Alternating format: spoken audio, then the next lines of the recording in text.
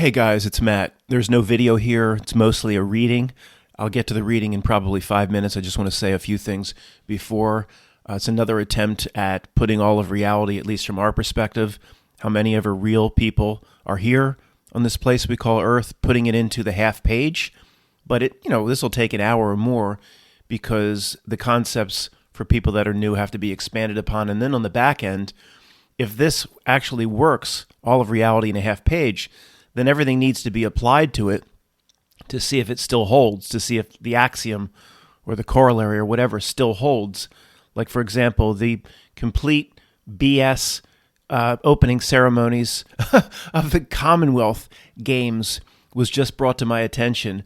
And first off, I'm just thrilled that I'm not part of the truth community that runs in those circles it's going to break down Super Bowl halftime shows anymore. And here comes Katy Perry, we could call her Lady Perry, coming in as the whore of Babylon, riding the beast and the cup of filth. And the Commonwealth Games opening ceremony is as bizarre as any Olympic opening ceremony or halftime show that's ever been broken down. But I'm really happy I'm done with this BS. And see, if this half page holds, if what I'm about to read holds up, then there is no point in the useless type of analysis that we used to do in the truth community. But these presentations by the Not Milk system and its minions are so over the top and all cut from the same mold. Again, this Commonwealth Games, July of 2022, is as bizarre, as satanic looking as anything, quote, we've ever broken down in the truth community. Of course, my goal here in this half page is to move past all that bullshit and to help people move past it, to see if what we come up with here you can apply to something as ridiculous as the Commonwealth Games opening ceremony and use this to say there's no point in looking at that. It's the same old not milk pathetic presentation. It's for those, there's no reason to go see it, guys. It's the giant demonic bull with the flaming Tower of Babel and all the biblical references. And sure, yeah, I don't buy it anymore, guys. Sure, they just have to make a demonic presentation in front of everybody. Madonna just tried to get away with being the Baphomet, hoping nobody would notice. It's meant for us to notice. Whatever they need to worship, whatever they do bow down to, Prince Charles oversaw the ceremonies of the Commonwealth Games.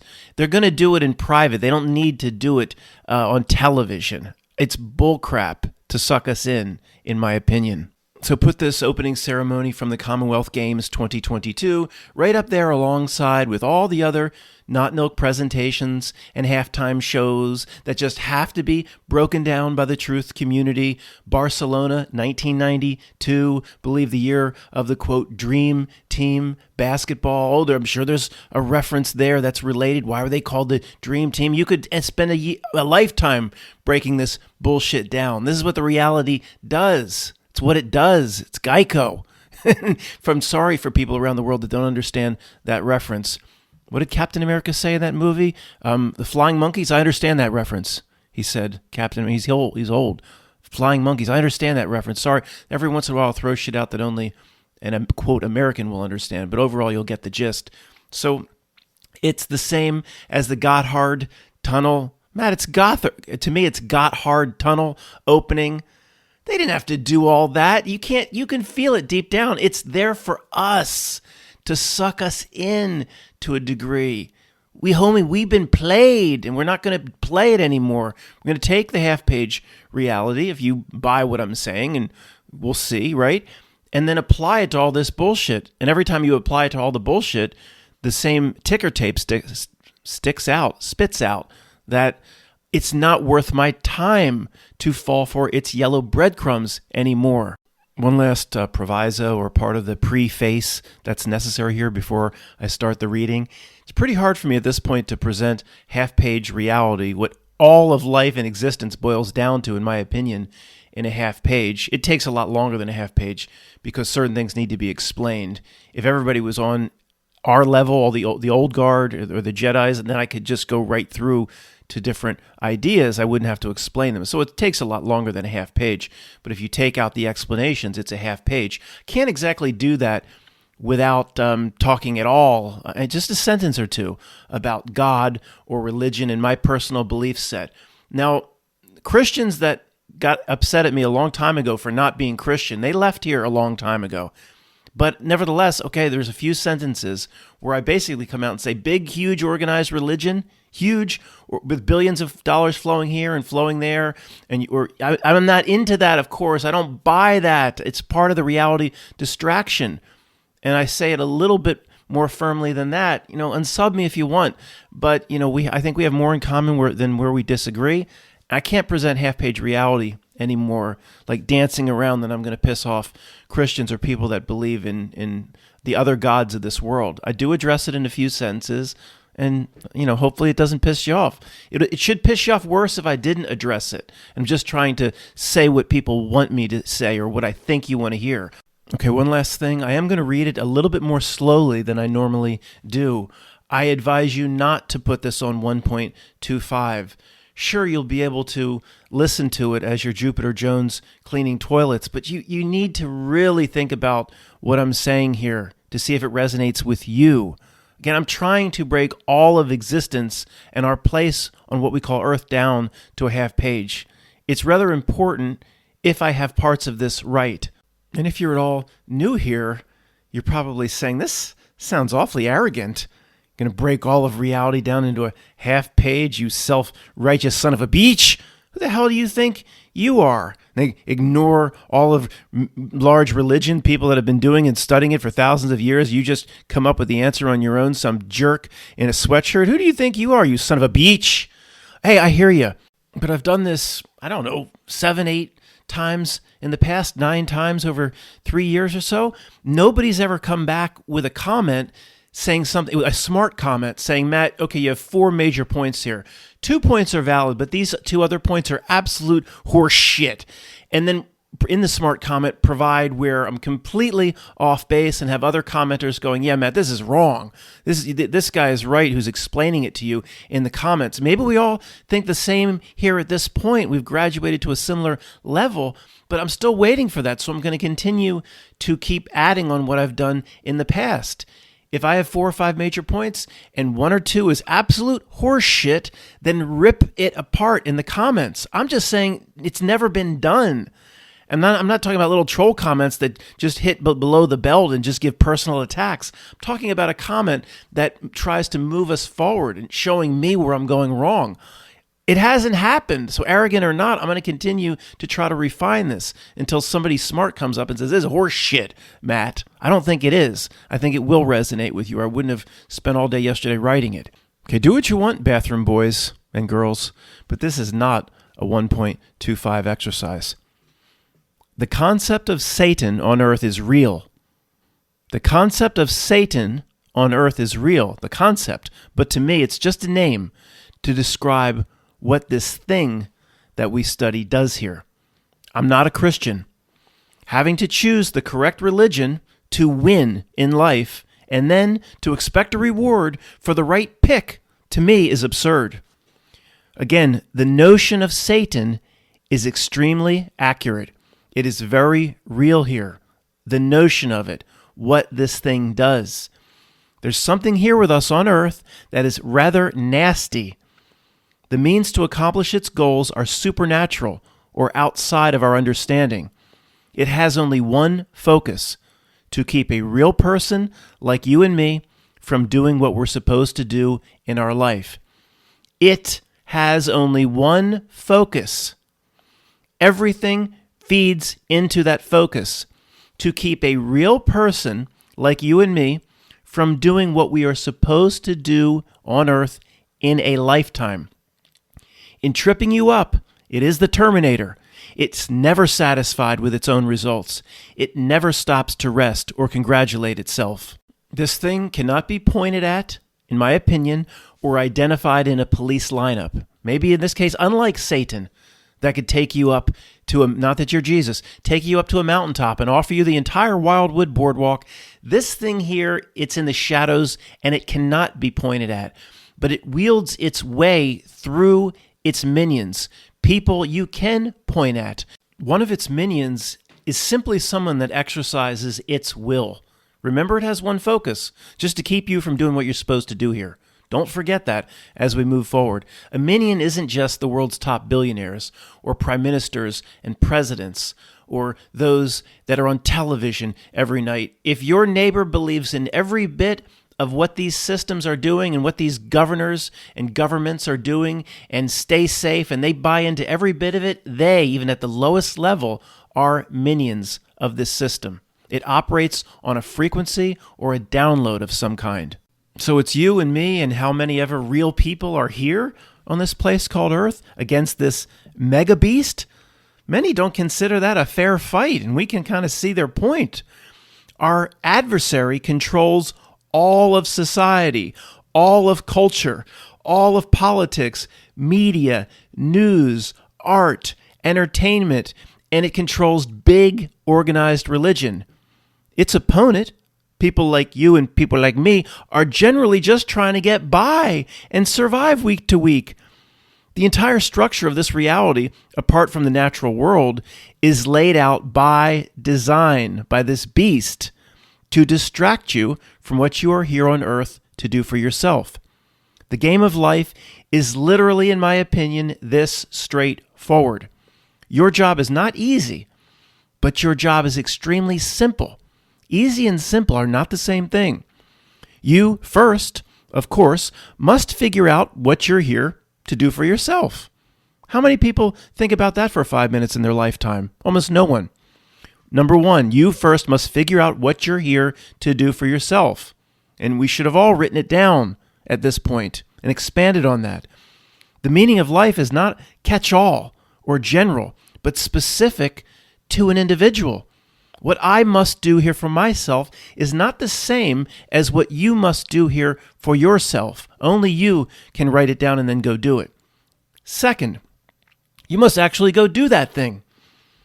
All of reality can be boiled down to these few simple sentences, in my opinion. The dark element that thrives in this reality will distract people from looking for it and finding it. And for the few who look, they are shown false breadcrumbs to chase, i.e. inflated tires, opening ceremonies to the Commonwealth Games, laughing, smiling, parents, and a variety of other things. And more time is spent on us because obviously we are closer to figuring out what we must do. Somebody that's just fixated on the Philadelphia Eagles or the upcoming World Cup soccer, they don't have to spend as much time on those dummies because those dummies by choice are following everything the not-milk, it's what I call it, the not-milk system is laying down for them. There's only one group here that's generally and openly rejecting it, this conspiracy or truth community. Therefore, they spend more time by far on us. Most people in life around us, like your cousins or your neighbor, they simply think this is normal. All of this is normal. And it's as it should be. And there's problems, and politicians will always be corrupt, and things will happen, but then they'll step up and make excuses for it to explain why this isn't working properly, but why it all makes sense in the larger scheme of things. This is the concept of those that tune themselves to this dark thing's frequency, the download, the radio station. People need to do that and enter that radio station willingly. It's not much different than the concept of the flute player in Delhi or Bangalore playing his flute and the damn cobra is going back and forth, charmed, and that concept. Matt, that's fake. Doesn't matter for the purpose of this presentation if that's real or not. So get to stay on point. They're snake charmed, the people around us. Why it doesn't work on us? What is the certain characteristic or armor that we have? It doesn't matter. We need to still do what we need to do in this life for ourselves. Those that are snake charmed, I'm not sure we can help them at this point. This is the beginning of the concept of worry about yourself. Matt, even if I believed you, what is this thing you speak of that works against us that's like Satan? We need to know about this thing. Who cares what it is? To know it exists is enough. To know it exists and generally what it wants from you is enough. To seek to understand the details of it is the very heart of its distraction. It's exactly what it wants. To seek to find out the who, when, where, why, and how of its nature does not gain you a reward. Understanding it, assuming it can even be understood, takes years away from what you are supposed to do here for yourself. What does the entire truth or conspiracy community do, though? It tries to study and to figure out the adversary. It's in love with the police lineup and what different groups are doing to us and how it's happening and the who, what, where, when, how, and why and all the elements, and it studies it for what reward? The adversary has actually planted thousands of breadcrumbs before those people like us who seek these answers to lure us closer to it. Each step toward it is a step away from yourself. The study of it in any detail beyond just knowing that it exists and perhaps generally understanding its main motivation and what it wants from you, anything other than that gains you nothing. In fact, it's what it wants. When you've been lied to since birth, finding out what you're supposed to do in life is no easy task. Your parents are just doing the best they can. They're just delivering the lies that were delivered to them, and so on and so on and so on, like that shampoo commercial. It's not easy.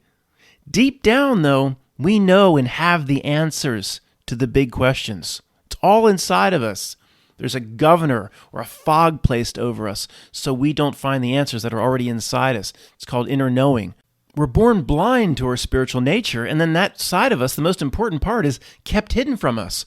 We're told very early on, falsely by authority, what we are to do with our lives. We're given the path to follow. It all started with this, didn't it?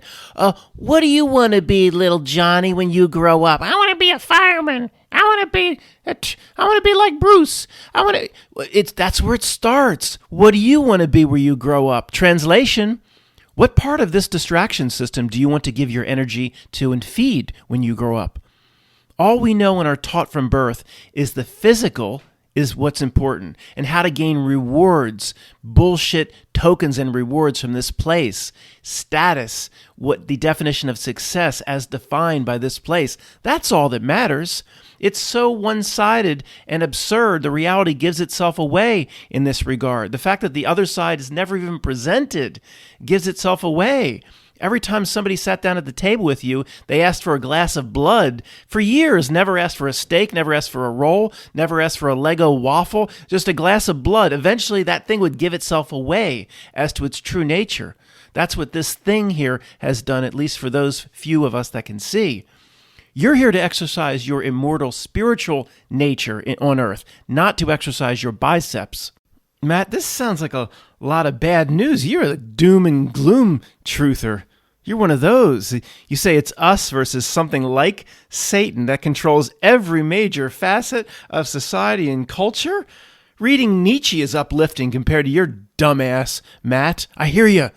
Now the good news comes. Just give it another minute. Don't speed it up to 1.25, though, bathroom boys.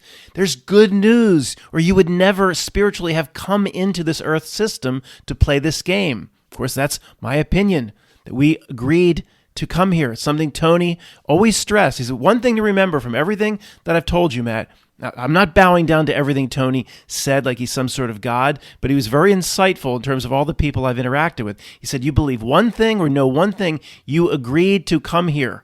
Or the spiritual part of you that's not here, put what you know of as you in here. Okay, that's my belief set.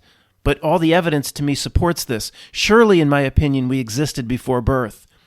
It's likely, as I said, the whole of us is not here on earth, in my opinion. What you consider to be you is a small part. It's dipping its finger into this thing called earth. It's having an experience. There's a whole probably part of you that's not even here. That's my belief. The thing that's like Satan has designed a world, though, where the part that's here, they freely choose to hand literally their spiritual side over to it. Most people gladly go along with it. There's a tiny little group that resists, people like us or in the general truth community, and they're considered crazy. More good news. The reality in some way is designed so it must give away thousands of hints to those who are serious about cutting through the distraction and finally, quote, winning a lame way of saying do what we're supposed to do here as decided individually by you.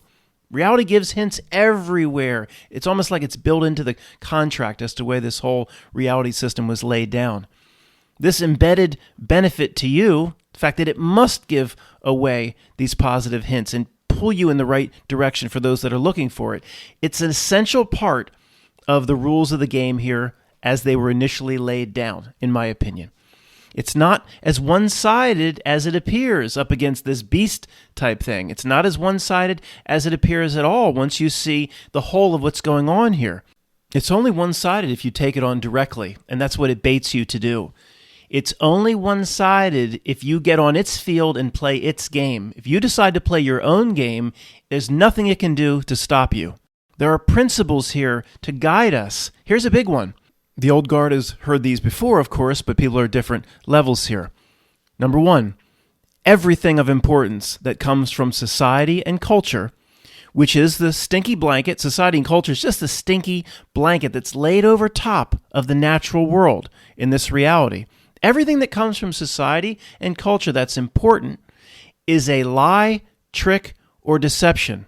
If people complain, we come in here blind, we don't know what we're supposed to do. But see, if this rule applies, if this is an axiom, it's the best guidance of all time because it will show you ultimately what to do by just mostly doing the opposite. And then as you go lower and lower, the axiom or corollaries apply to every bit of its systems as you go lower and lower down. So by that notion, everything importance from government is a ruse or a lie. It is.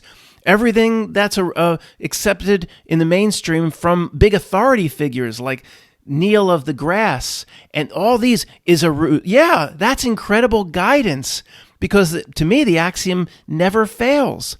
The more esteemed the person is, the bigger the lie. It's incredible guidance once you understand these rules exist. Even if we come in here, Tommy, the deaf, dumb, and blind kid that only knows how to play the pinball. These rules are so strong and never violated. You could argue a few violations here or there, but for the most part, the guidance never fails. Well, this is the best news of all time, even if we don't know where to start. It's a tremendous benefit to know the rules here. It will constantly and reliably present the opposite of what you should be doing. That's the best news of all time. If authority tells you that you evolved from a big bang by way of a monkey man, then you know, oh, well, let me just take the opposite. I didn't evolve from the big bang by way of a monkey man. You know that. Maybe you don't know exactly where you came from, but you know at least that's not true. That's good guidance. Just take the opposite. Simple. If science says the chance of you being alive now after the entire course of evolution and all your ancestors going back through the marmot and then back through the salamander, if your great-great-grandfather to the 100th to the 10th power ate another salamander instead of swimming left around the reeds, then that genetic line would have been cut off. The chance of you sitting here, you worthless, the chance of you sitting here right now is 1 in trillions to the 10th to the Austin Powers power. Then just apply the opposite rule. Then you know, if that's what authority says, you know then for sure that your life now is exactly meant to be. If you believe Darwin and authority, you're a random accident. Congratulations. You're a low thing. You shouldn't even, what did Dante say in Clerks? It's a statement being made about reality itself. I shouldn't even be here right now. He's reinforcing Darwin. And what's his name? Dante, of Dante's Inferno. This weird truth flows out of everything. Even the dummy across the street running the videotapes, there's probably truth you can get out of that. You believe that shit? You're a random accident. Congratulations. You're fiddling Ben's low. Now, if you believe the opposite, and this axiom applies, then a part of you, almost by definition, decided to come here. If you are here at this time experiencing this earthly experience, and it was meant to be the opposite of Darwin, well, how was it meant to be at random? You agreed to come here. If you don't like the rule of opposites, something funny, easy to remember, this place employs the rule of ass backwards. Oh, I don't mean it to relate to any certain parties or anything, but the rule of ass backwards, that's the way this whole place is. So how many examples are here? Hundreds of millions. If Star Trek and NASA, they tell you the final frontier is exploration out there in space, then do the opposite. It actually means all that they talk about exploring space, and Kirk says, the final frontier. It means exploring yourself is the ultimate expression of what a person must do in life. Just yesterday or 2 days ago, the Poltergeist video, outer space, no, inner space. Same thing. If 10,000 TV shows and movies, they show you what space is, you could apply the opposite, where you could say, well, I don't know exactly what it is, but it's not that. We know that for sure. If it shows you what it is, that's what it's not. What does Jeff Bridges, I think, say in Seabiscuit? Show me that's something that's perfect, and I'll show you something that's not, in reference to War Admiral or whatever that damn big horse was he had to race. Show me a not-milk presentation through government or authority that says something is one way, and I'll show you and I'll explain to you that it's not that way. Matt, how many times can these types of examples be applied in our reality? I don't know, a couple 100 million? Here's another one. If endless TV shows and movies for centuries show you what the Holy Grail is and present it as something to go find out there, outside you, and you got to go on a quest, and you got to get your coconuts together and go clippity-clop, clippity-clop, clippity-clop. Hello? Then that shows you through not just one movie. It doesn't, Monty Python itself doesn't just show you, but collectively, the way all of society and culture presents the Holy Grail. Collectively, it shows you it's not some damn cup or thing outside you, and it's something inside you. You go on a quest inside yourself, outer space, no, inner space, to find the Holy Grail. What does Sophie say in Da Vinci Code? What, some magic dishes? Yeah, that's right. It's truth. It ain't magic dishes. The Holy Grail is finding what you're supposed to do here for yourself and then getting the hell out of here. Remember early on when I reminded you what our adversary controls here? Yeah, it controls basically everything here but a farm stand. Or maybe just one farm stand has fallen through the cracks and it's tried to unionize all the other ones. So they only put up Monsanto products on top of their little, you drive by and it says big signs as you drive by the farm stand, Monsanto approved. Sorry. More importantly, remember its only goal is to trip you up. Its only goal is to trip you up. And it knows now people don't know nothing about nothing till they're 30 years old. It doesn't have to do anything for 99 point whatever percent when somebody's in their teens or early 20s. They don't care to look into what life's all about. And they know once you get in your 70s or whatever, you just want to be left alone. It's that little period where it just has to trip most people up. And it's been highly successful. It literally has millions of means at its disposal during that critical period where somebody could actually wake up to themselves, 30 years old, 40, 50, 60, whatever. It has millions of silver bullets in its cache. Here, we found it inside this chest. It's the chest of 100 million distractions. You open it up. Look, here's one. The NASA Artemis mission. And here's another one. There's hundreds of millions, though, so we're not going to go through them all. The Masked Singer TV show. The Masked Singer. Boy, it gives you chills thinking about TV produced that professionally. Here's one, a notice that your car is about to be repossessed. Here's another one, Ryan Seacrest running around the red carpet.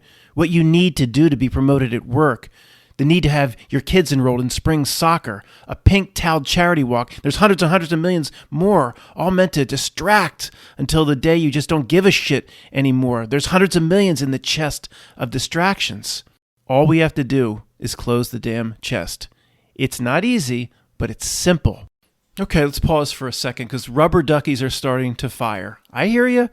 And the storks of the world from Animal House. What the hell are we supposed to do, you goddamn moron? Go live on the top of a mountain in a cardboard box? I hear you, rubber ducky throwers. I don't want to take this too far. I don't think it has to be taken too far. I think we just have to realize the nature of our predicament. I don't think we have to be perfect here. Perfect.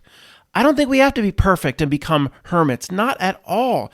We just have to see the nature of the magic show that's operating all around us. If the 8th graders down at the middle school are putting on a play on Friday night, it's not milk. It's probably a pretty good thing to go see.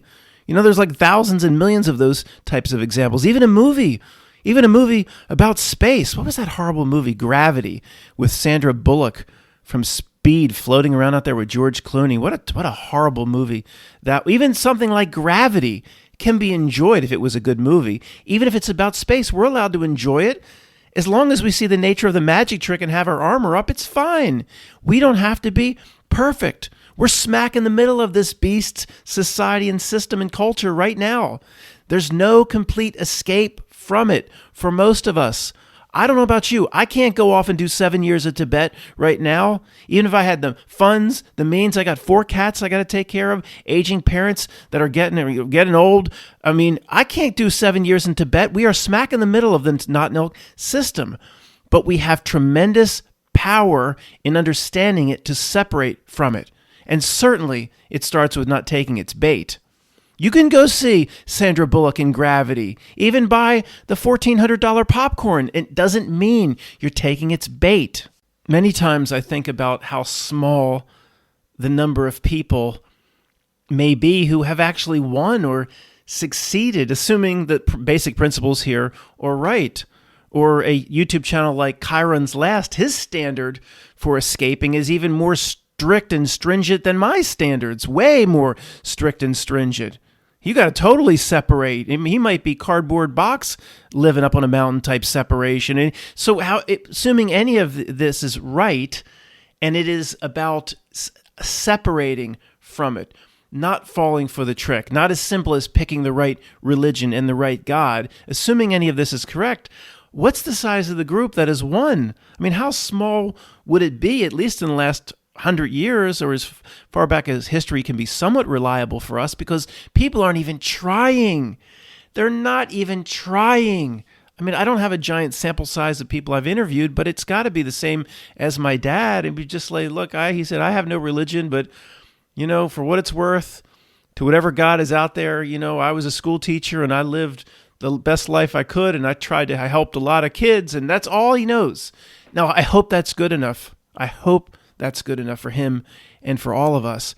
But he's not really even trying. He's like, hey, I taught at Upper Merion School District for 40 years, and now I'm in my retirement, and I just want to be left alone.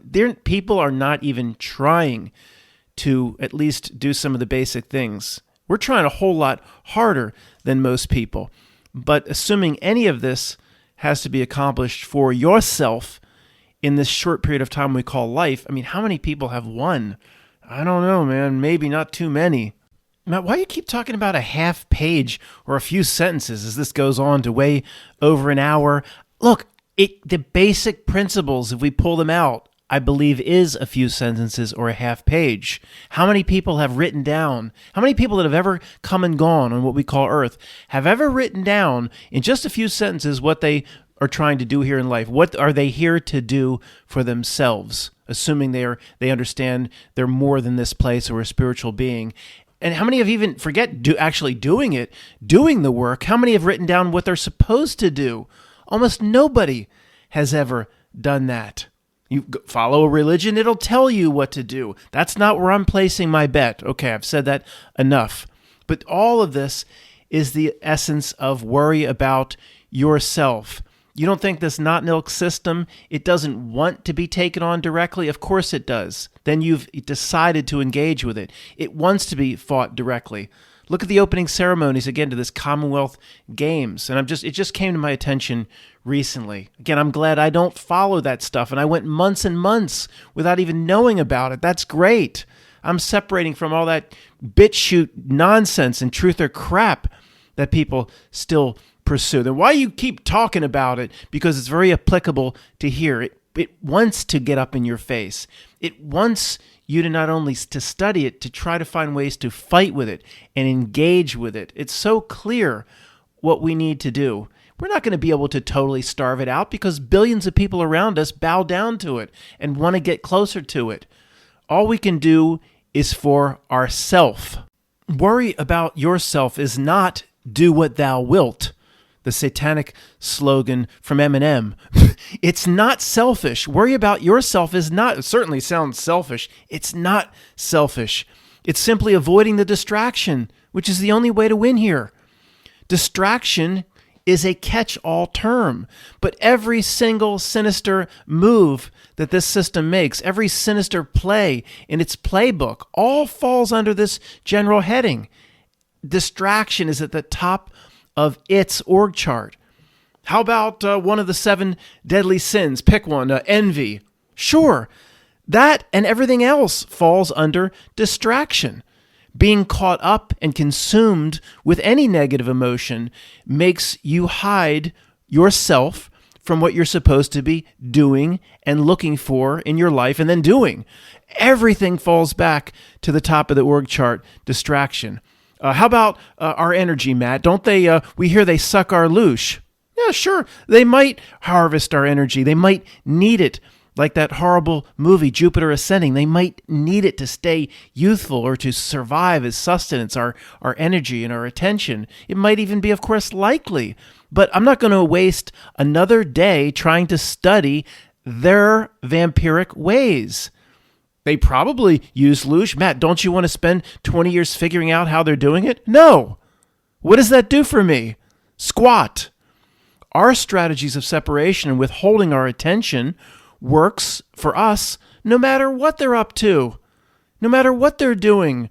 What we have to do is the same. It's the beauty of it. The good news is how, quote, they act and how they do business gives them away. It gives reality itself away. And if we are ever lost, it shows us generally what's going on here, and it shows or lights or illuminates the path for us because it's the path farthest away from them and what they want us to do. Is that the definition of enlightenment? Just don't do what George Bush does. Again, at this point, there are endless truther questions that are so simple now to see that all it does is distract. If you figure it out, you don't get anything for it. You don't get your blue ribbon. Well, Matt, how many real people are here? Like they have a spiritual side, which means part of them isn't here, or they're immortal. They came into this earth system before and they will continue after, versus NPCs or characters that are just bound to the system. Matt, don't you want to spend 40 years figuring that out? No. It doesn't do anything for us. I know I'm real. Maybe it's a modified solipsism. You know you're real. I know I'm real. I'll never convince you I'm completely real and not Joe Rogan. You'll never truly convince me that you're completely real, but we have a general idea we're probably not the only ones here. Other than that, the billions and billions, who knows? But the point is, who cares? If we were just limiting ourselves to a half page, this would be part of it. Real beings of spirit here on earth in this temporary train stop have 2 simple choices. You can either figure out and write down what you are supposed to do here and then go do it, or try your best. I don't think we have to be perfect. Or you can do what everybody else does. You can interview with the big employer here and get a job with the system itself, which now encompasses billions, and you can land a job assisting in the massive distraction. You can get on board that train. That's what 99%, in my opinion, 0.99999, whatever, of those around us think they're supposed to be doing here. They've landed a big job inside the system, and I don't mean just like employment. Even if your neighbor, for whatever reason, doesn't work or whatever, but they bow down to MSNBC and all, they have landed a job inside the big system, and they're serving it, and they're serving the general distraction. It's a Truman Show where everybody under the dome is Truman, and they're all assisting and fooling each other.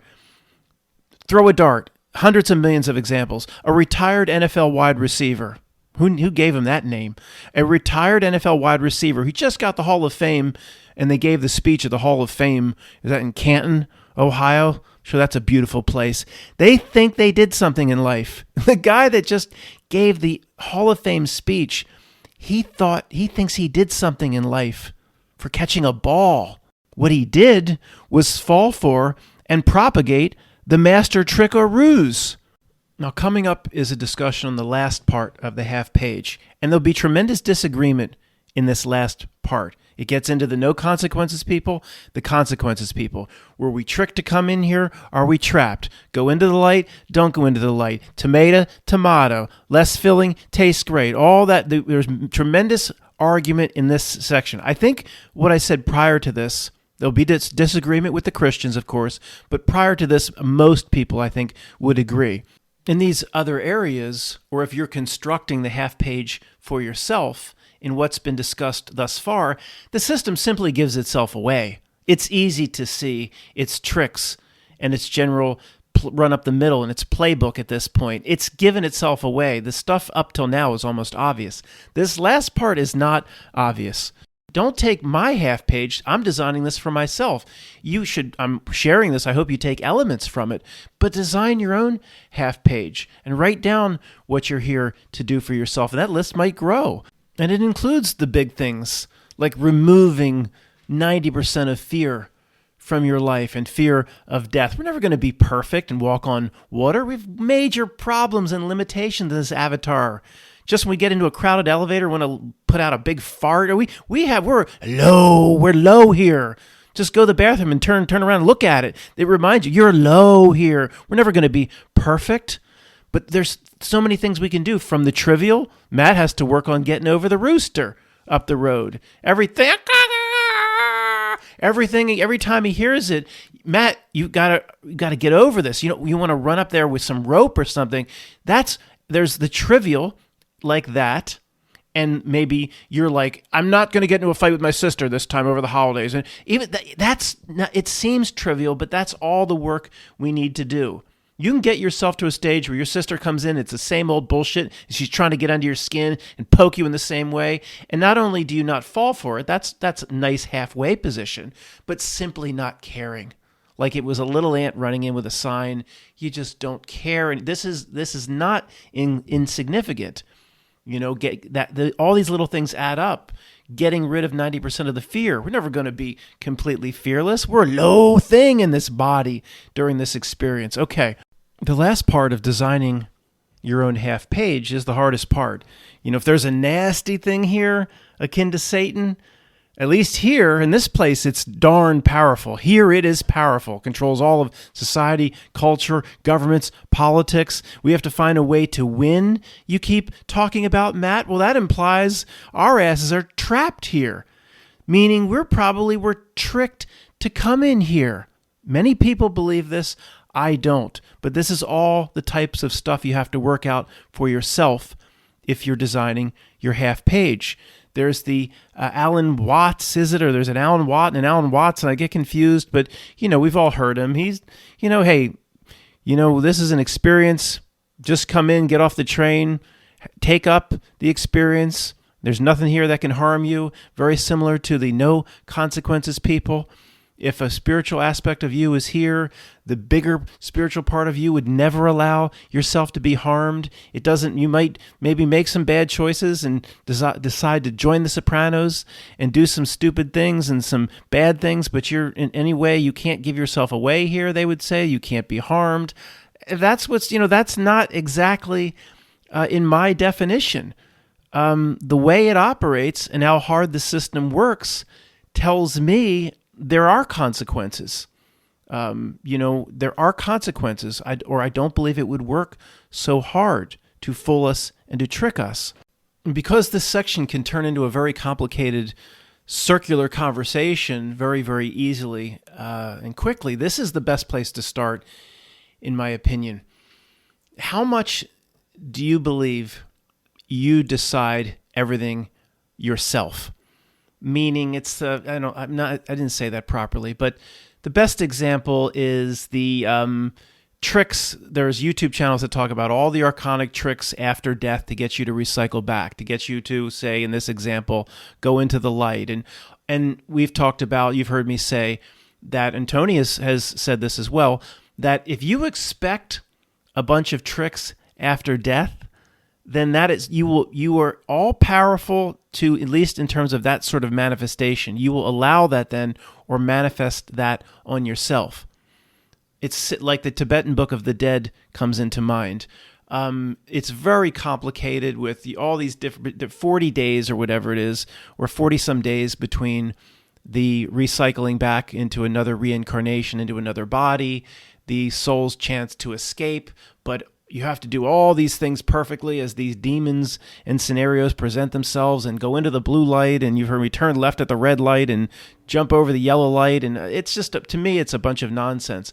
But the one thing it screams out to me is, if billions of Buddhists over the years believe in a similar thing, I don't think it's just limited to Tibet, that you have to do all this thing during that you have to be perfect during this Bardo's period before you would recycle or reincarnate back into a body. If you get a billion people to believe that that's coming and to train for it, and jump over the blue light, eat the yellow light, whatever, it's all these complicated instructions about doing whatever in whatever day of this cycle during the Bardos, then have they just manifested that on themselves? If somebody spends their entire life living in a cardboard box with Brad Pitt for 7 years in Tibet, and their entire practice is, I'm in control if whether I want to come back here or not. Or Tony would say, you convince your higher self that we're done with this. You're an integral part in convincing your higher self. We're done with this. We're not going to play this game anymore, and simply walk out of here. If you believe that, you have to overcome these tricks, and how do I do it? And I have to study in this book, then it really is, it just seems like truth to me when I try to compare it to my tuning fork, that we will manifest this upon ourselves. So the things even I've alluded to in the half page, separate from the system, not give it energy or attention, how to win.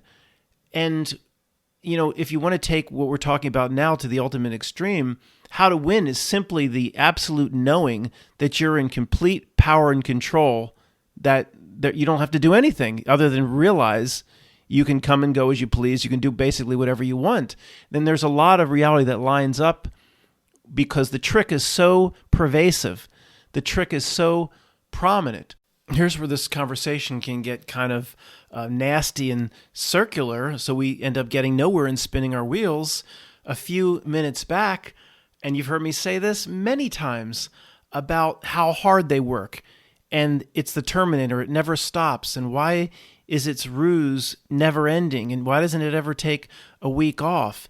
And they work so hard that in life, to get us to fall for the trick, then that presenting good news in the past, I would say that proves they don't have us at death, and we're not completely screwed to be recycled back. But I've also kind of taken power away from myself, if you believe what I've been saying over the last few minutes, that we're in complete control, where I'd say, well, in terms of being tricked or trapped, or we have to, win, or we have to accomplish certain things for ourselves to break free, why do they work so hard? They work so hard has always over the years implied to me that there's consequences for falling for it. We've done so much over 10 years to see through everything and to separate. And look at your neighbor falling for everything. Can't wait to watch Rachel Maddow on MSNBC every night. Can't wait to go out and vote in the midterms. They fall for everything. So, we have to do the work and win. But then that takes power ultimately away from what we're talking about now. Maybe they work so hard, so you believe you have to do certain things to win, when it's the end of the Wizard of Oz. All you had to do is click your heels together 3 times. You didn't have to run around Oz and do all this and do all that. You had the power all along. And it's, the more I think about this, the more that is the ultimate truth to me. Why are the tricks so pervasive from the Not Milk system, so you believe you have to do all this stuff to win? And even in this presentation, I said, 99 point whatever percent of the billions and billions that have lived on this earth never wrote down what they're here to do for themselves, never wrote down what they believe they need to do to win. But it does take power away from you, because then you have to overcome a hurdle. And is there going to be a judge to determine if you've done enough to win? When ultimately, the win might be just the realization that you're in complete control, and it's completely up to you, or potentially the aspect of you that's not here, whether you want to come and go. I hope that was presented properly. That's tough to talk about. That is a feather in the cap of the no consequences people. The no consequences people is a very tiny percentage, in my opinion, of the truth community. But if the ultimate example of the no consequences people is completely convinced, completely knowing that they can't give any part of themselves away here, even if they make, quote, a bad choice, and their soul tokens are their own. And Matt, stop talking. They would say, stop talking about soul tokens, because the aspect of you that's more powerful in this place would never allow you to give yourself away. And, hey, maybe you didn't do the right things here, but it's okay. There's no consequences because of the ultimate powerful being that you are, or at least the aspect of you that's not here. A true belief in that is very powerful. This last part of designing the half page for yourself is definitely the hardest part. And again, it gets down, it's that same, I don't know any other way to present it, but I'm going to do the same thing and apologize. I don't like presenting it this way. It's like, I'm just going to do it again because this is the best way to talk about this. And the worst way to talk about it at the same time. Okay, somebody dies. There's the demon or the archonic, you know where I'm going with this, the archonic being standing over the dead person. This dumb broke-ass soul has failed so many times that we might as well tell him what he needed to do to win. And it's like, well, you're going to send me back to that earth again? And now that I'm dead, I have full recollection of everything. I've been down there already 1,000,000 times. I've done 1,000,000 bardos. You're going to send me back? No, we're not going to send you back. Proviso, I don't believe there's a demon that's going to stand over anybody after death. And Matt, stop presenting it this way. I hear you. This is a problem, but I don't know any other way to present it. The message can overcome the way it's presented. And it's like, let's just tell them. You're not going to go back there. You're done. You're just going to the abyss. You failed too many times to try again. Well, okay, fine. Tell me. It was all within you the whole time. It's the same as the end of The Wizard of Oz. You just had to simply know that none of it could affect you. You had complete control to walk out of here, but you convince yourself going into your death that you didn't do enough to win, or you didn't do enough for your God, or you didn't cross the hurdle, or you expected all these tricks during a Bardos, and you expected to be recycled, and you expected a Saturn moon matrix to a recycling system, and you expected a gigantic dilemma. Go into the light, don't go into the light. Go into the light, don't go into the light. You expected that. So you manifested on yourself. You had the ultimate power all along. Doesn't it seem to be like your inner knowing's kind of coming out now like it is mine, saying, like, this place is designed to make us feel so small. If you want to take the opposite approach, which was presented, 20, 30 minutes back, then doesn't it tell us we are the opposite? It's all powerful.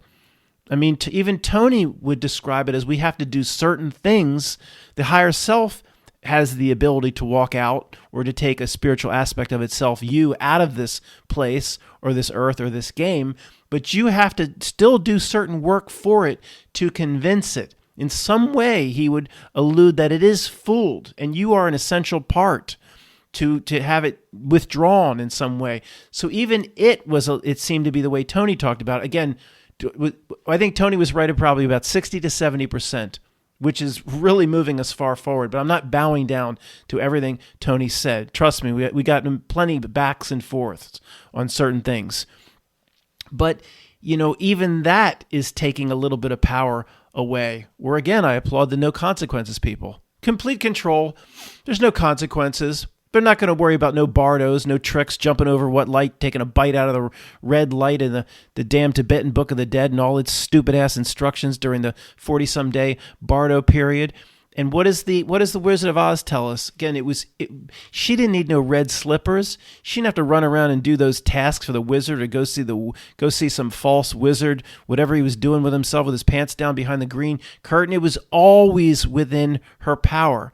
And the more we do this, literally the entire nature of the not milk trick and everything it does, yes, at the top of the org chart is distraction. But what's if you flip that around, like Vanna White flipping the box around or spinning the letters? The other side does say like a learned hopelessness or a learned powerlessness, or the distraction, you could say, slash at the top of the org chart, giving your power away. And even what quote Matt said earlier about alluding to certain things we need to do here to get a win. Now, I'm not going to change the first three parts of this presentation. I'm still going to refine when I'm writing down what I'm here to do for myself. It's not like, because there's two ways to look at it. Are you looking at this reality experience as a trick, like we're trapped and all we have to do is escape? Or look at it the way I think we should be looking at it, a tremendous opportunity to drop our baggage off here, to overcome fears. So it's all how you look at the reality as well. In this segment, we're kind of looking at it like something we need to escape from, a trick or a trap. But why should we look at it that way? To me, it's more apparent that we're here and we were meant to be here and we were meant to use it. Drop the baggage off, overcome fear, not get into a fight with your sister. Do all the little things, do things here that maybe there's no other place in the universe we can do. Take advantage of it. And no, we don't have to be perfect. So these are not ideas that are completely at odds with each other.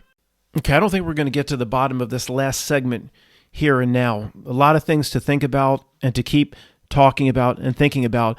But in terms of where we are now, if we apply the basics of what we've learned in this truth experience to what most of the truth community still does, you'll see now it's absurd the way most of our community still operates. And just to prove, that there's merit to I believe merit to most of the points as they're presented here, we will just go through some examples, and you'll see how ridiculous they'll look to you now. And now, not because you just listened to this presentation, now because you've just put the 5 to 7 to 10 years of work in, like most of the old guard has here. Okay, you know what I'm going to do, so I'll be brief, and we can do this like thousands and thousands of times over. Let's do the first one. Matt, you're not going to do it again. Yeah, mud flood. Based on the core principles, if you agree with the core principles of what's been presented in this presentation, what does an analysis of mud flood do for you and your spiritual self? Yeah, that's right. Squat. Does anybody see it as a part of the general reality distraction? Of course it is. Here's a topic that's popped up in the truth community on and off thousands of times over 10 years. I don't even know what it means. Sun simulator. Matt, don't you want to abandon everything you just presented and spend the next 10 years of this channel focusing exclusively on if there's a sun simulator or not? No. What does it do for you, and what potentially you're here to do for your spiritual self? Nothing. Is it part of the general reality distraction? Of course it is. Whatever, sun simulator, natural sun, Chinese sun, it grows grass. I don't give a shit. Do you know how many thousands and thousands of these distractions that are pointless and worthless inside the truth community? Here's a small one few people have ever heard of. Who killed JFK? Has that ever been played with over the last 50 or 60 years? What really happened to the side of the Pentagon? What level of Freemason is Shaq? And what does he really know about making pizza at Papa John's? How did they get the whole world to go to war over the winging in a convertible of an archdick? These questions that are meant per reality itself, in my opinion. It's unnatural the amount of conspiracy the conspiracy generation machine can produce. We've looked into so many different things with so many different impossible angles and turns and twists and conspiracy inside conspiracy. The Titanic is a triple layer conspiracy. Most things, JFK is a sextuple level conspiracy with all different possible bad actors all still vying for the top position 60 years after the event happened. No real world could do this. It's become a joke. There's a series now on Netflix that I've watched, something about Apocalypse. Graham Hancock, I think is his name, right? That we've all heard of this person. He's even been presented as some sort of hero inside the truth community. Oh, sure. Yeah, most heroes inside the truth community get their own $10 to $15 million to produce Netflix series. That's coming from me, I'm sure, next week. So on the face of it, when you watch, it's the guy seems to be, and maybe he genuinely is trying, he seems to be working, you could say, for us in the truth community. But I assure you, if it's a Netflix series, that series is accomplishing exactly the type of distraction that the Not Milk wants. On the face of it, Graham Hancock is going to these megalithic sites, most of the ones. He's not going to go back to Giza, the ones we've all heard of, the ones that we've never heard of. But still, it's the same story. 10-ton, 20-ton, 30-ton blocks, 50-ton blocks. Oh, the same themes and scripts repeat over and over. They weren't mined locally. They were brought in from 50 and 100 miles away. The reality itself, in my opinion, always has to put out the same script. And it's the same part of the story. Oh, archaeologists don't acknowledge this and that.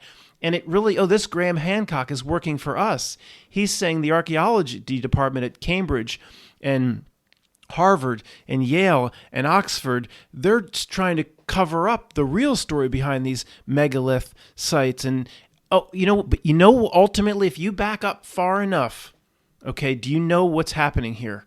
It's just the same old reality distraction, just a different flavor of ice cream. It's a different scoop. It's no different than Sun Simulator or everything else.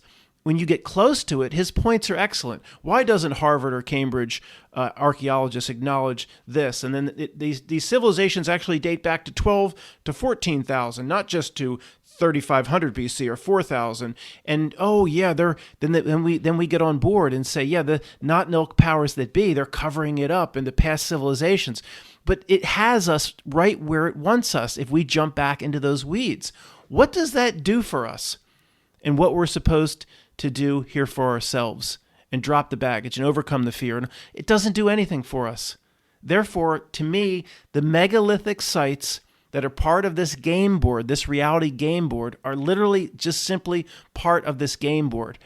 At this point, I don't buy any group of people. Or Matt, don't you know there were giants in those days? And he even goes there, Graham Hancock in this series, things like the Nephilim or something could have, but then he backs off. He's like, I don't really believe in real giants, but people that were like scientific giants, but then in history and in myth, they're depicted as real giants because they were such genius people. And it goes back and forth. Again, you watch the show, any first grade truther or 12th grade truther is like, this guy, Graham Hancock, is on our side and saying all the things about that we would want him to say. You have to back up absolutely to the farthest level to see this is all part of the reality trick.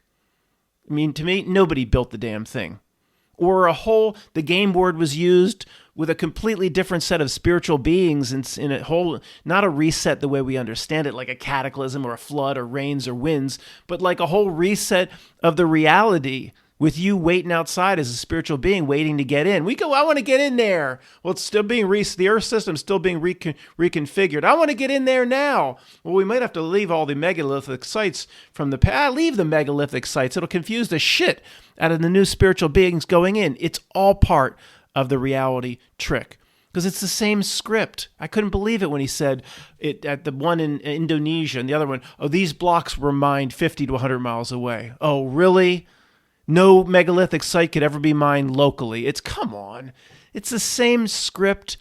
I don't know. These things were placed on the damn game board. What's the difference between a megalithic site, a Machu Picchu Macho Man Randy Savage, and that damn thing that rises up out of the Australian desert? What's the difference? It might be all laid down as part of the original game board. Then you get in there and you distract yourself for 20 years trying to figure that bullshit out. I don't care to me, nobody built it. It's all part of the distraction. Whether somebody built it or not. Oh, the same part of the story, again, the script. All these megalithic sites that Graham Hancock presents. Well, I'm only on the 4th episode. But again, nobody signed their name to who did it. We have no idea the culture that was here. It just faded away like every single time. It follows the same themes. No real world could do this. Every single, but they could build the giant megalithic structure, but they couldn't in any way communicate a little bit about their culture. I mean, it's just, it's all. And guys, no matter what you think about whatever's being presented, this is a absolute universal truth.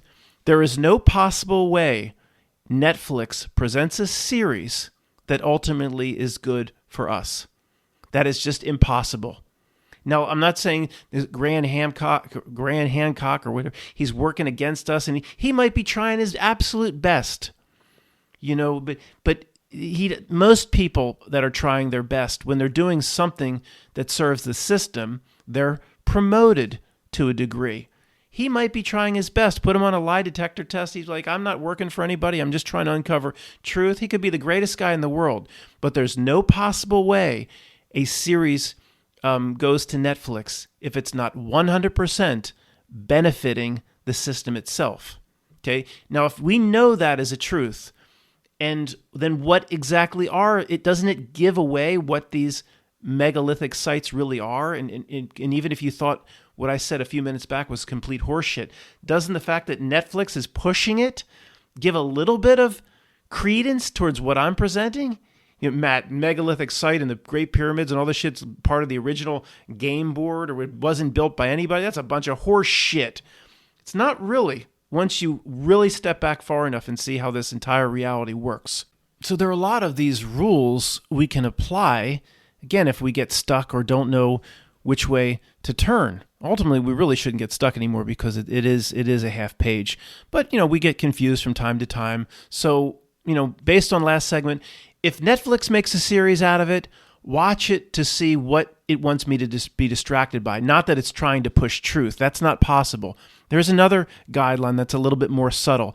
Any video, in my opinion, or pursuit about what the cabal is up to, and they're pointing at the bad guy. There is no bad guy here to point at, is part of the general distraction to keep truthers occupied and outside of themselves, understanding and doing what they're supposed to do here for themselves. Now, I don't know what I used to call him David Icke. I was slapped down a few weeks ago. Matt, it's David Icke. Whatever. I don't know what David Icke's role is in all of this. I'm sorry. Generally, I don't trust people that can sell out Wembley Stadium. Okay, I don't think I could probably stand outside with a sandwich sign in Philadelphia all day long. I'm not going to fill out no stadium. I'm not even going to fill out where the Temple Owls play basketball.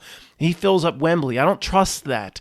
But he's big on this, okay? He might be the greatest guy in the world in terms of trying to help us, but I believe he's being used by the system, okay? He always goes back to the cabal. Talks about truth. Oh, this resonates with me. Yes, Matt would even agree with this and that. And this, but then that's what the cabal does. Then he brings it right back to the cabal, back to this group to point at. Is that his role? That's what the Not Nilk loves, whether he's knowingly doing it or not. That's where, oh my gosh, people get on me for years about. I have to be very careful what I say here about a certain group of people. You could say they're represented with a capital city in the Middle East, the capital city outside of Jerusalem called Tel Aviv. Matt, how come you don't get on those people? Oh, yeah, I forgot. I'm just trying to protect people. Yeah, it's just one little ethnic group running around here to point at. Oh, yeah, that's really the correct way to interpret reality. If you point at little groups like the Khazarian, what is Benjamin Filford was teaching us to do for years, the Khazarian mob, and come on. There could be elements, but they're minions serving a greater screen. What you can't point at is the final bad guy or boss level here.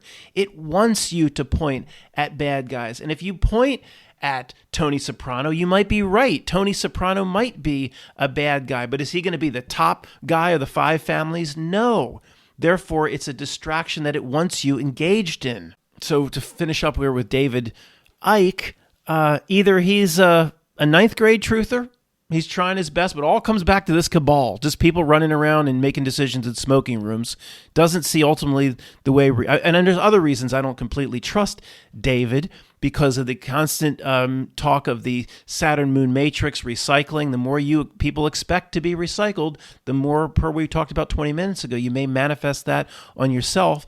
But bringing it back to this cabal is exactly what the system wants, because it is in and of itself a graduated Animal Farm topic. You don't back up far enough to see how the reality is working in general. The dark reality is working in general over the natural world. If you're just focused on some cabal or a group with the letter sponsor, the Sesame Street sponsored letter J, and we're going to worry about this group, that is kindergarten truth. So we reach the general point where the pursuit of anything outside of ourselves is, we've talked about this recently, either not beneficial at all or even harmful unless that thing can tell you about yourself to a degree. Okay, so even you can usually squeak this out if you know how to look at things. Even watching the Netflix series of whatever Apocalypse, Graham Hancock, and again, it's a reinforcing theory of there was a flood and catastrophes and resets and all that stuff, and you still can look at all this the right way and take the right bit out of it. What I took out of and I'm going to continue to watch the Graham Hancock stuff. If you go out to these locations, it's not fake. They're really there. These structures with the boulders and the 40-ton rocks that supposedly, of course, could never be pulled by indigenous peoples with their donkeys and their jackasses and their burros and their mules and their miniature horses and their ropes and their pickaxes. It's really there. It's still fascinating. But then the themes start presenting themselves, like I talked about. The theme of the blocks were mined 50 miles away. And how often do we hear that? That just has to be the case, like I said, in every one of these megalithic sites. And okay, they lined up with the certain stars as the procession of the equinoxes took place or whatever. But, you can just feel, if you've done this long enough, you can feel that whether it was built or not built or was part of the reality game board, the most important part is you can feel that once you so fascinated by that topic that you just get involved with it, in the details of it, you jump into the weeds on it. And then you get into the debates like, no, other YouTube channels will come and say, no, these sites are all faked by the Freemasons. Oh, that makes a lot of sense because there's about 1,000 megalithic sites. It's not just the Great Pyramid. They faked them all. I mean, come on.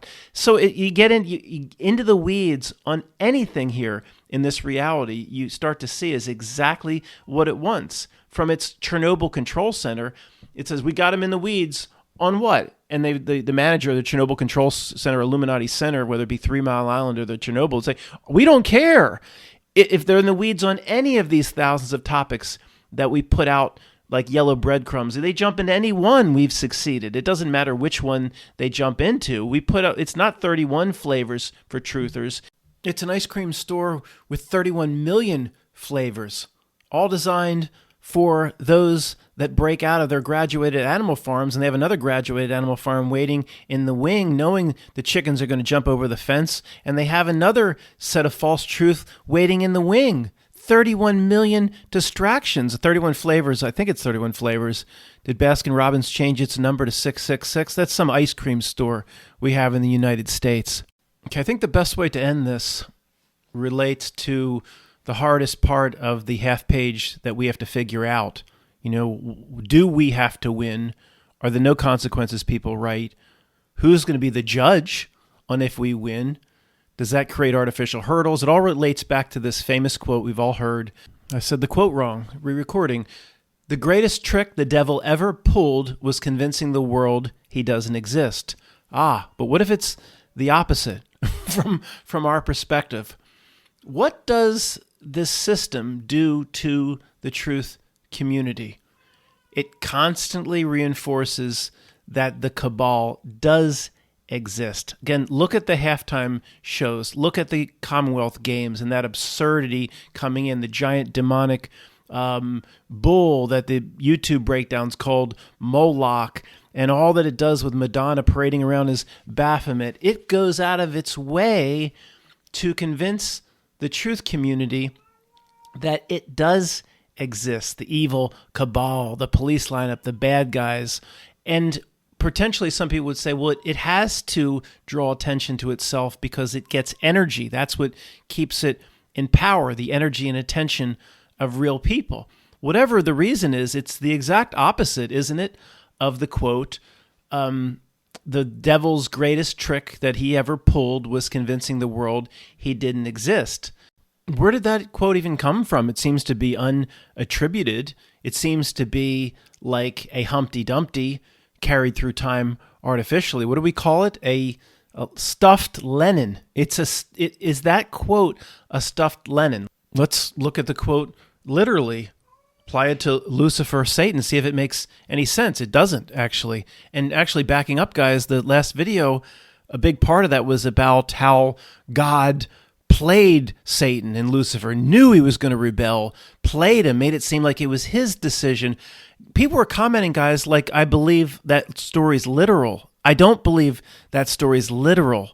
I'm not Christian. I don't believe anything presented like that in this whole reality. The whole reality is a metaphor, and little clues and tricks for real people like ourselves. I don't believe literally that I'm just reversing it and Lucifer really was cast out of heaven, but God tricked him and played him to make it seem like his idea. I don't believe any of that's literal. I'm not sure where some of these comments were coming from. Maybe there's new people here. But the same, let's just look at this literally and see if it makes any sense. And if it doesn't, then there's probably another interpretation to the greatest trick the devil ever pulled was making people believe he doesn't exist. So Lucifer, you think, per what we know about Lucifer, that he wants any attention? I'm bigger than God. I can rule my own lands. Does people like Julius Caesar and that typecast, do they want any attention? Lucifer, Satan? Yeah, they want attention. That's pretty obvious. But according to this quote, he just doesn't want anybody to believe he exists. Wants to stay in the shadows. That's ridiculous. From everything we know about Lucifer, Satan, Julius Caesar, Obama, everybody in that typecast, Jeff Bezos, they're power hungry. They want to be in front of the camera. Tom Brady, he'll be out there with a cane because he can never retire. Doesn't make any sense at all. The greatest trick he ever played was just he wants people to think he doesn't exist. Oh, sure, that really makes sense. No, the opposite would make sense. But if you don't take it literally, we have the David Icke, the cabal, or this thing here, this not milk thing. But if people, they want to tell the truth community, this is a police lineup and bad guys you can point at, it probably has it's the opposite. If you take the famous quote about the devil and take it the opposite way, it probably has no power, and it does everything it can as a Satan type figure to make the world, and especially the truth community, convinced that it does exist. You just take the quote and you flip-flop it, if that made any sense. So maybe initially, at the core of it, it had no power. This system here, this not milk system, this screen, its minions on behalf of the screen, something I said was very similar to Satan in its goals. I don't know, 30 years ago, 400 years ago, 1,000 years ago, whatever. Maybe it had no power in a certain way amongst the real people. Like, we need to take this quote about the devil's greatest trick and flip-flop it. We've got to get at least this one group here, this truth community, to believe that we're all powerful. You get people like Alex Jones to cover Bilderberger. I'm not going to do it. Bohemian Grove, all the secret meetings, and Benjamin Filford comes through with the cabal, and we have the White Dragon Societies that's battling the cabal, and white knights, and people are going to save us from the Pleiades, and all this powerful group is here, and they're probably sitting back at their Chernobyl control center. Doesn't it seem like their power has gone way up in the last 20 or 30 years? Like, post the big job application in 2001, people that are in their 50s like me look back on their presentation in the 70s and 80s, and we say it was more professional of a presentation, but you had the sense they couldn't pull as much off. Reality wasn't breaking down every single day. The ship of fools was not at going ludicrous speed. You've gone plaid. It's out of control. Maybe it's building tremendous momentum up, and they're sitting back at the Chernobyl control center going, we have this entire group of, truthers, like real people. The closest thing to real people here are the conspiracy people, the truth people. We have them pouring energy in, thousands of videos a day into the cabal, and we have leaders out here like David Icke and Alex Jones is going to cover their next Bilderberger meeting. Welcome to Bilderberger, home of the Bilderberger, and all this stuff, and their power's growing. It's being fed like one of those Hulk movies. What was it? The bad guy, was it Nick Nolte? He was plugged into some huge electric current, and he just grew and grew. And they're at the control center maybe. We have these real people, millions of them now around the world. Why do you think they've propagated conspiracy? They've wanted conspiracy to spread and propagate the way it has, because ultimately it feeds energy back to them. The greatest trick they ever played on the truth community is having the truth community believe they're so powerful and to feed energy back into them to make them more powerful. Now, what does your inner knowing tell you about what I just said? It'll tell you the answer, whether that I just hit the nail on the head or that's horse shit. No, Matt, they were always all powerful. You don't talk about the people that start with J. You're one of them, and we need to fight them with a pickup truck army. No, the main idea behind this entire video is to think differently and to get out of the bitch shoot and the truther traps and bullshit that most of us, 95%, are stuck in this community. If a big section of this presentation resonates with you as correct, not all of it, of course not all of it, some of the crazy things and notions thrown out here, there's several areas where we're going to disagree, but the general gist of it, trying to get the complexity out of it, getting it down to a half page, seeing that it's a general distraction working together, the parts presented in the first 45 minutes. If you agree with most of it, you can see why I have enemies in even the truth community. Because it puts everybody that wants to examine the bog, that has a channel that does nothing more than examine the bog, it puts them all out of business, as I've said before. Even myself. But I have the excuse of saying, well, I need to return to the bog because I guide truthers from first grade through fifth, through 7th, 8th, 10th, 12th grade, graduate, and then eventually they'll graduate. And they'll leave and they'll move on. I will always have an excuse to return to the bog because of my role here. This is not for first grade or fifth grade truthers, what's being presented here. This is for people that are basically ready to graduate. But you can see why people in the truth community don't like me. It puts them all out of business because they examine the bog. That's all they do. So who's really serving the system? And if you come against me, well, you're obviously trying to protect the system. It's obvious at this point. This type of message does not make friends. Thanks for listening.